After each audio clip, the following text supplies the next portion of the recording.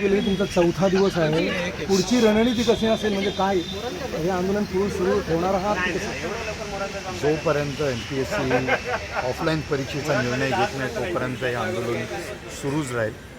तुम्ही पाहत असाल जिल्ह्यामध्ये विद्यार्थी रस्त्यावर उतरले आहेत आणि आम्ही ह्या MPSCच्या पायथ्याशी बसून हे आंदोलन करतो. त्यांना आठवण करून देत आहोत सारखे जेव्हा ते ऑफिसमध्ये येतात जातात तेव्हा त्यांना आठवण होते की विद्यार्थी महाराष्ट्रभर आंदोलन करतात आणि काँग्रेस पक्ष त्यांच्या पायथ्याशी बसून हे आंदोलन करतात. पण आत्तापर्यंत तुमच्याकडे कोणताही अधिकारी किंवा असा काही मेसेज आलेला आहे का की ज्याच्यावर काही तुम्ही रिप्लाय करू शकाल किंवा काय? चौथा दिवस आहे, अजूनपर्यंत कुठलाही अधिकारी किंवा काही निरोप आलेला नाही. त्याउलट पोलीस जे आहेत ते सारखे वरती जाऊन त्यांना भेटत आहेत आणि त्यांच्या लोकांना सांगत आहेत की तुम्ही येऊन यांना भेटा. ते कोणी यायला तयार नाहीत. आम्ही आमच्या ह्याच्यावरती एकदम अडून बसलो की ऑफलाईनच घ्या परीक्षा, जेणेकरून प्रत्येक विद्यार्थ्याला न्याय मिळेल. तुमची ही आता हा कालावधी किती असेल आणि जर समजा पुढच्या 1-2 दिवसामध्ये जर कुणी आला नाही तर आंदोलनाची दिशा तुमची बदलेल का? वेगळ्या प्रकारचं आंदोलन होईल असं ठरवलं तुम्ही? आमचे अध्यक्ष हर्षवर्धन सपकाळ साहेब ठरवतील आंदोलनाची दिशा, पण तीव्र तर नक्कीच होईल.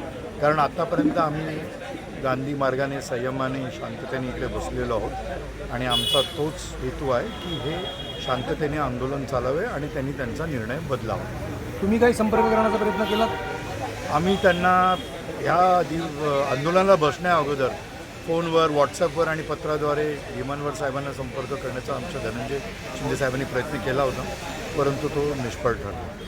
वरती काही शिक्षण विभाग, मुख्यमंत्री, आणखी कोणाला काही मुख्यमंत्र्यांना किंवा कोणालाही संपर्क करण्याचा प्रयत्न तुमच्या हर्षवर्धन सपकाळ किंवा इतर कोणी केला?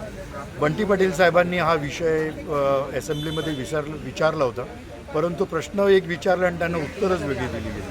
आणि आमची काल अपेक्षा होती की शेवटच्या दिवशी मुख्यमंत्री साहेब ह्या संपूर्ण होत असलेल्या जिल्ह्याला विद्यार्थ्यांचा आक्रोश बघून ह्याच्यावरती काहीतरी निर्णय घेतील, परंतु दुर्दैव आहे त्यांनी काहीच ह्याच्यावरती बोलले नाही. मग तुम्ही आता पुढे काय ठरवणार आहात? म्हणजे आणखी किती दिवस वाट पाहणार आहात या आंदोलनासंदर्भात? जोपर्यंत ते निर्णय मागे घेत नाहीत, ऑफलाईन पद्धतीचा डिक्लेअर करत नाही, तोपर्यंत आंदोलन चालूच राहील.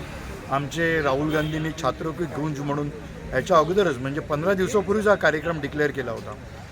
त्यांना हे कदाचित भविष्य कळलं होतं की अशा प्रकारे विद्यार्थ्यांवर अन्याय होणार आहे, म्हणूनच त्यांनी हा प्रोग्राम पुरा हिंदुस्थानामध्ये डिक्लेअर केला होता.